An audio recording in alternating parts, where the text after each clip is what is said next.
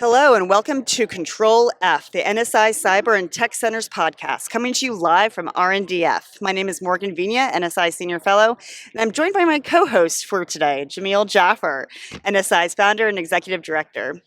This special series brings you dynamic conversations with leaders from the policy sector, industry, and venture capital as we tackle some of the most pressing challenges in U.S. national security. Today, we'll explore the critical intersection of emerging technologies, defense modernization, and innovation shaping the future of national defense. On this very special episode, we are sitting down with Brandon Tseng, co-founder, president, and chief growth officer at Shield AI. Previously, Brandon proudly served in the Navy as a SEAL and as a SWO, Surface Warfare Officer. He founded Shield AI with the mission to protect service members and civilians with intelligent systems driven by firsthand experiences during deployments to Afghanistan, the Pacific, and the Arabian Gulf. All right, let's get started. All right, Brandon. So let's start with Shield AI's mission to protect service members and civilians through intelligent systems. Talk a little bit about how this mission was shaped by your experiences as a SEAL and how those experiences influence the work that Shield AI is doing today. Yeah, absolutely. So the mission obviously comes from my time as a Navy SEAL and just what I went through in Afghanistan. And really, it's a reflection of what I went through, what my teammates went through, what all service members really went through during the post 9/11 wars in Iraq and Afghanistan. And so I tell people, I sit down with them when they join Shield AI for the first time. We do an onboarding session where we discuss values. I tell them where our mission comes from. First and foremost, I show them a picture of civilians in Afghanistan. And I tell them that these people are not that different than you or I. At the end of the day, they just want to see the next generation do better than their current generation, but through no choice of their own, they find themselves stuck in conflict zones. The second picture I show them is a picture of my SEAL platoon, which is representative of all service members. And I tell them, again, these people are not that different than you or I. They just want to do their job. They want to do it well. And Shield AI exists to help bring these people back home safely to their families. And the third picture I show is that of a Gold Star flag, which is representative of a family that has lost a loved one in service to this country. Tell them if they ever have the opportunity to meet and speak with a Gold Star family, I encourage them to take it. Those conversations that I got to have as a Navy SEAL with Gold Star families were really the spark and the inspiration for me deciding to start Shield AI so that we can prevent the creation of more Gold Star families. Brandon, thanks so much for the work that you do and for your service. Talk to us about the technologies that you all are working on at Shield AI. You're working on some of the cutting edge stuff in the space. Defense innovation's been a priority for the department for years. We've talked about it. It's never really been action. Tell us about some of the technologies you're working on and how we're going to get those into the DoD bloodstream and make it actually work to help those very warfighters you're talking about. Yeah, absolutely. So for the past 10 years, we have been building the world's best AI pilot. And for a number of reasons, I feel like we've checked that box. But an AI pilot is essentially self-driving technology for aviation. Why is that important? It enables drones or aircraft to maneuver without GPS, without communications, without a remote pilot, and it enables the concept of swarming. And so we've put this AI pilot on a quadcopter that's gone inside buildings, tunnel systems, no GPS, no communications, using 15 different cameras like a self-driving car to navigate around inside these buildings. That's been used in Israel to rescue hostages. That same technology, that same AI pilot, we've put on an F-16, where it has dogfought other F-16s. First company in the world to fly F-16 completely autonomously. First company in the world to ever do a AI piloted F-16 versus human piloted F-16 dogfight. And then we are the first company in the world to do two AI pilots flying alongside two human pilots, all sharing the same airspace, all flying hundreds of miles per hour. So I know you guys talk about that as a Top Gun for every aircraft, right? Yep. Talk to us about how's it work? Is it effective? How effective against human pilots? Are the human pilots better? The AI pilots better? How's it playing out? So our AI in the dogfighting scenario, in the fighter jet scenario, it is the worst it will ever be today, and it wins 99.9% of the time. We do not lose. It outperforms humans at every single level, in every single facet. imaginable. And so I tell people it's always fun for me to hear, well, an AI could never do this, right? An AI could never beat a world champion in chess, and then it does it, right? An AI could never beat a world champion in Go, in StarCraft. An AI could never drive a car, right? And you see an AI could never win a dogfight. I think it's funny that people still make predictions about what AI will never be able to do. If you look at the pace of the technology, if you look at what industry is saying, the next great intersection is about AI and robotics. Jensen Huang has said that. Elon Musk has said that. I'm a firm believer in that. And so it's an amazing technology. Principally, we focus on autonomy. We're autonomous systems, us sitting here today, right? What do we fundamentally do? We perceive the world, we think about it, and then we take action. That's the same out of any robotic system, whether it's a flying drone, a self-driving car, a humanoid robot. And so Shield AI is principally focused on that autonomy software that goes into all these next-generation robots. So something you've probably heard before is that, a major concern with AI is ensuring that it aligns with ethical and operational standards. How does Shield AI approach issues like liability, safety? Is this a human in the loop, human Yeah. on the loop? Can you talk a little bit about Yep, that? absolutely. First and foremost, a human. Well, let me say, as a SEAL who has had to make the moral decision about the use of lethal force on the battlefield, I fundamentally believe that is a very human decision to make, and I would never cede that to any AI whatsoever. A human being has to make the ultimate decision to take someone's life. That is Shield AI's policy. That is U.S. military policy, U.S. government policy. That is NATO policy, and so. And even, take it for what it's worth, I don't consider him a trustworthy individual, but Chairman Xi of China has said no one wants to see an AI, autonomously given the will to be able to take human life.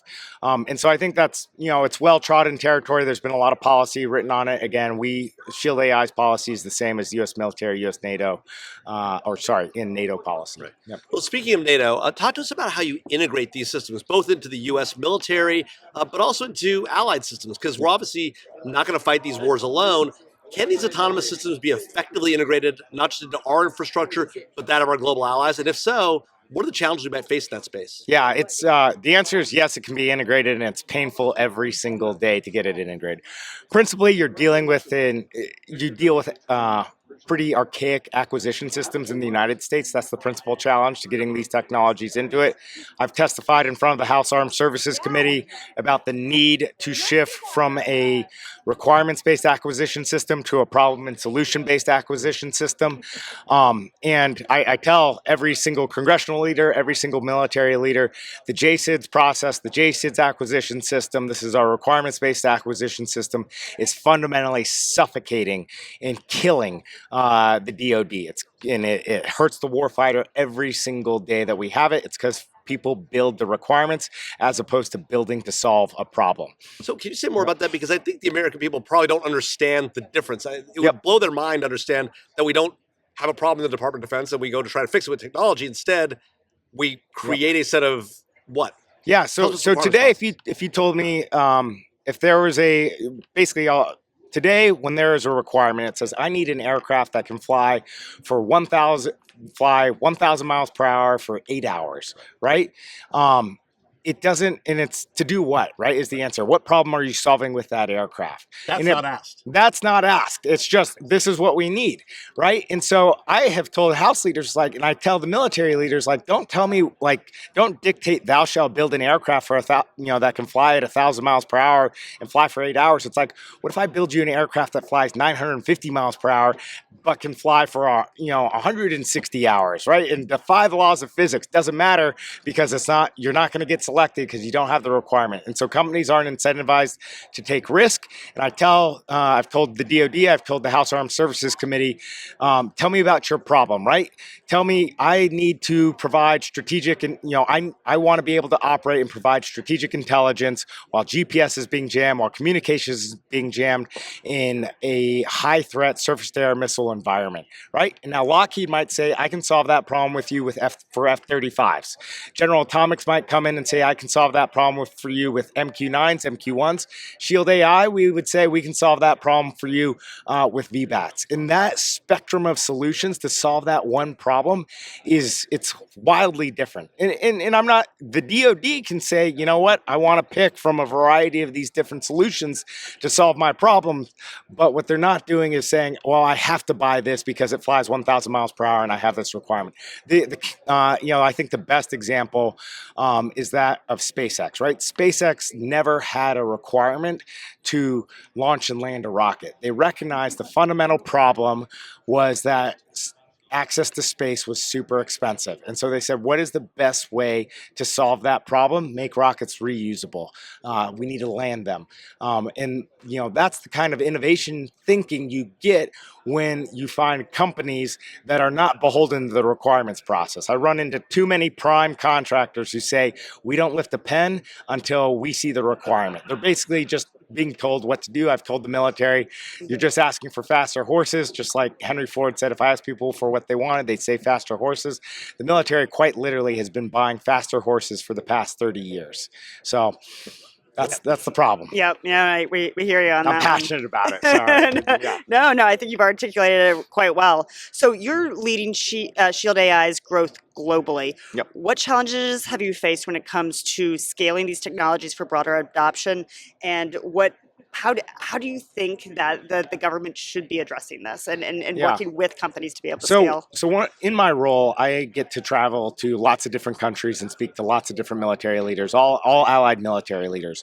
What I think is really interesting is these military leaders, I actually think our international allies in many cases are going to move to adopt these intelligent, affordable systems in mass much faster than the United States. This is because they are not beholden to large legacy processes. They don't have massive capital assets that they have to operate and maintain and pay for every single year. And so you're seeing a flexibility on their side, and they recognize it's like what is being used in conflict today, what is going to work. It's not the expensive, exquisite, vulnerable systems, right? When we have $40 million aircraft getting shot out of the sky every month over the Red Sea, these are our legacy Group 5 unmanned systems. They recognize, like, I don't want to buy that. That's not going to work for me, for my problem. What happens? That'll get shot down the first day of any conflict. And so they're moving towards things like our Shield AI's VBAT at a much faster pace. I would use the analogy, it reminds me of the computer industry. So the United States, we went from desktops to laptops to mobile phones. If you look at much of the world, this is India, South America, Africa, parts of Eastern Europe, they totally skipped desktops and laptops and they went straight to mobile computers. The military analogy is we went from fighter jets and aircraft carriers to Reapers and Predators, and now we're moving to this world of smaller systems like a Shield AI VBAT. You're seeing the rest of the world just say, you know what, we're going to skip the fighter jets, skip the aircraft carriers and go straight to the smaller, more affordable systems. And the last point on this is, these systems, these expensive legacy systems still have a place. You just need far fewer of them. Things I tell the international community, our allies, it's like, instead of buying 20 helicopters or 20 fighter jets, buy 4, 5, or 6 and spend the rest of your money on these unmanned systems. Your money will go a lot further. Yeah, no, I mean, I just know, take a look at Ukraine right now. I mean, 1.6 million in drones, right? That is what their priority is right now. They're not, yes, JDAMs help, artillery helps, munitions help, but what they are really producing right now are UAVs. 100%. So what technology are you most excited about as we're looking forward and think about what you guys are building, what you might build in the future, what DoD and our allies might adopt, right? What's the thing you're most excited about? The proliferation of resilient autonomy. And this is autonomy that Shield AI builds. We said again, started this, spent the first 10 years building the world's best AI pilot. For everything we've done, I feel like we've accomplished that. spending the next 10 years, I want to put 1 million AI pilots into customers' hands. And so that is going to be, we're talking about doing, that's a scale that we haven't done previously. We have to empower the industry to be able to build autonomy, and that's something that Shield AI is focused on. We're working with every prime contractor there is, helping them solve their autonomy problems and build resilient autonomy. This is autonomy that doesn't require a human pilot, that is resilient if GPS is jammed, if communications is jammed, so that we can get to a world where we have a hybrid force structure where you have a high-low mix, some exquisite, expensive assets. You're still going to have your F-35s, you're still going to have your ballistic missile submarines, but thousands, if not millions more unmanned systems and drones. And so that's where we're marching towards. That's what I'm most excited All right, about. Morgan, close us out. All right, that's a wrap. Thank you very much, Brandon from Shield AI, for joining us today. And thanks to Keelan Wolf, Claude Jennings, and the entire NSI CTC staff in helping to produce today's episode. Control F is on YouTube, so please be sure to check out our NSI page for a video of today's episode. Thank you so much.